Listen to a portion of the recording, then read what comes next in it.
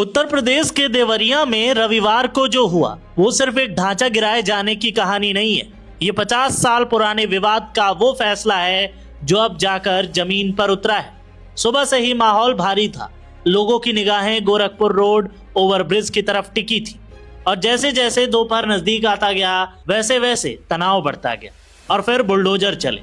Gorakhpur road overbridge से सटी हुई करीब 50 साल पुरानी एक अवैध मजार पर नगर पालिका की कार्रवाई शुरू। ये कोई जल्दबाजी में लिया गया फैसला नहीं था, बल्कि वो मामला था जो सालों से फाइलों में दबा पड़ा था और आज आखिरकार सड़क पर दिखाई दिया।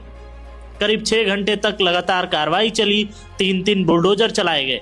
सबसे पहले गिराया गया मेन गेट, फिर एक एक करके बाउंड्री तोड़ी गई, 6 पिलर ढाए गए, 3 दुकानें हटाई गई और आखिरकार वो पल आया जब मजार की गुंबद पर बुलडोजर चला। पूरा इलाका इस घटना से सन्न रह गया। हर वॉर के साथ एक लंबा विवाद मलबे में बदलता चला गया। इस पूरी कार्रवाई को लेकर प्रशासन की तैयारी सख्त थी। 6 थानों की करीब 300 से ज्यादा पुलिस फोर्स मौके पर तैनात की गई थी। सबसे पहले पूरे परिसर को खाली कराया गया था। चारों तरफ बैरिकेडिंग की गई थी। किसी को भी पास जाने की इजाजत नहीं थी। कार्रवाई के दौरान एसडीएम खुद श्रुति शर्मा मौके पर मौजूद थी और हर कदम पर पैनी नजर बनाई हुई थी। प्रशासन एक भी चूक नहीं चाहता था, क्योंकि मामला सिर्फ ध्वस्तीकरण का नहीं था बल्कि कानून व्यवस्था और संवेदनशीलता का भी था। अब सवाल उठता है कि अचानक इतनी बड़ी कार्रवाई क्यों?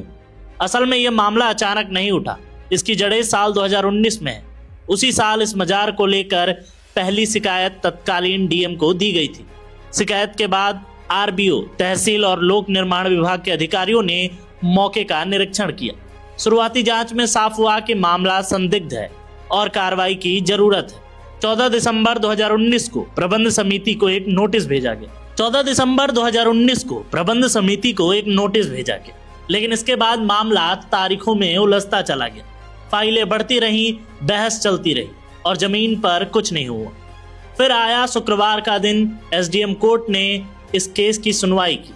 सुनवाई के दौरान कोर्ट ने साफ कहा कि जिस जमीन पर मजार बनी है उसे पहले ही बंजर भूमि घोषित किया जा चुका है। जब बचाव पक्ष ने जमीन का नक्शा और दस्तावेज मांगे तो ना तो कोई मानचित्र पेश किया गया और ना ही ये साबित हो पाया कि मजार कब, कैसे और किस आधार पर बनाई गई थी।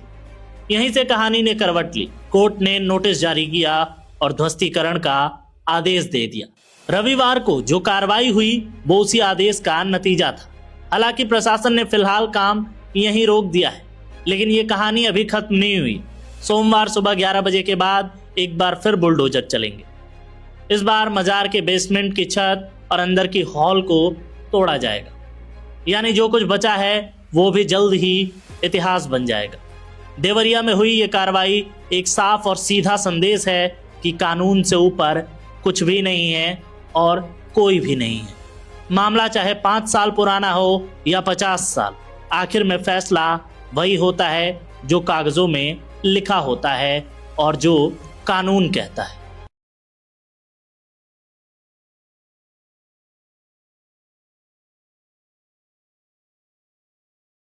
पर रखें। सब्र तो इतनी बड़ी नेमत है कि इन्नल्लाह मा साबिरीन। सब्र करने वालों को निरी मदद ही नहीं मिलती, सब्र करने वालों को तो खुदा मिलता है।